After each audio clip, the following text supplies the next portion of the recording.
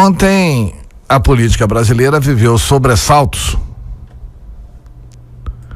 com a interferência no processo do impeachment do senhor Waldir Maranhão, presidente interino da Câmara dos Deputados,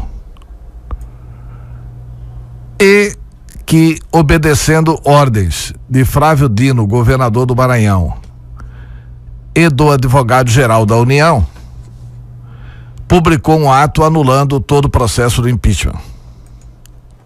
E aí, aquela confusão toda no Brasil. Uma das justificativas dadas pelo Waldir Maranhão era de que os deputados não poderiam ter antecipado como é que votariam. Porque, ora, deputados são juízes, eles não podem antecipar os seus votos. E depois apareceu uma gravação onde o próprio Waldir Maranhão, 3 dias antes do impeachment, dizia como é que votaria a favor da presidente Dilma Rousseff. Na verdade, isso mostrou o nível a que chegou o governo do PT. Depois do processo todo passar definitivamente pela Câmara dos Deputados, o governo do PT tentou fazer com que houvesse um retrocesso, uma nova discussão, que o Brasil continuasse paralisado, que continuássemos conversando por mais tempo sobre o impeachment da presidente Dilma, o que já cansou bastante.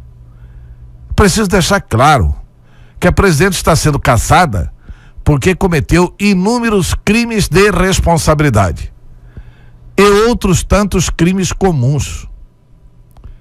Por exemplo, ela não está sendo caçada pela venda de Passadina, embora tenha cometido o crime de ter comprado Passadina por US$ 1,3 bilhão, sendo que o comprador anterior havia comprado Passadina por pouco mais de US$ 50 milhões. Como é que vai justificar no futuro? E ela vai ter que responder. O adversário dela, Aécio Neves, mostrou claramente a corrupção endêmica que existia no governo. E ela mentia ao povo brasileiro como se tivesse a convicção de que tudo aquilo estava sob controle. Depois de alguns meses, a população percebeu que é mentira. E nada pior do que a população se sentir enganada, como foi pela presidente Dilma Rousseff. Então ela está sendo caçada pelos crimes de responsabilidade, de responsabilidade que acabam causando a cassação, como autorizar o orçamento sem o competente fluxo de caixa,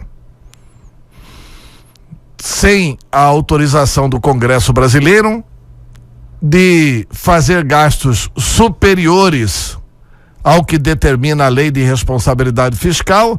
E agora a imprensa está descobrindo de que, além dos 100 bilhões anunciados, tem mais 204 bilhões de déficits escondidos. Tudo isso vai ficar muito claro depois que o presidente Michel Temer assumir, que vai ser na quinta-feira. Na quinta-feira nós teremos novo presidente do Brasil. Ontem o senador Renan Calheiros colocou ordem no Congresso Nacional, considerou o gesto do Waldir Maranhão uma brincadeira com a democracia e, na madrugada, pasmem, essa é uma notícia que talvez você não saiba, porque aconteceu na madrugada.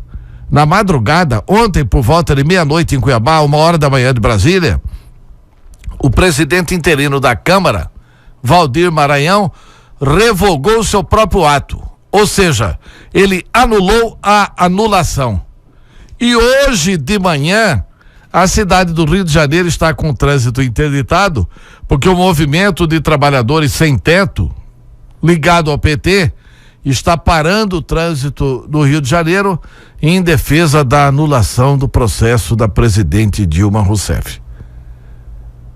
Muita gente precisa ir para a cadeia depois que terminar o governo do PT.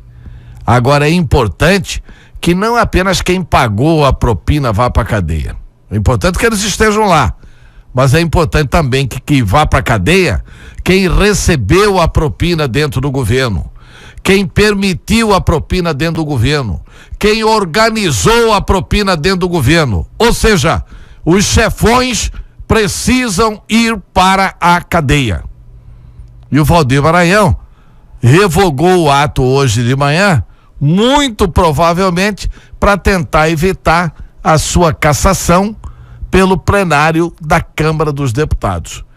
Ainda assim, será muito difícil convencer os deputados que ele não deve ter o seu mandato cassado. Infelizmente, esse é o nível do governo do PT, o mais baixo nível da história política do Brasil.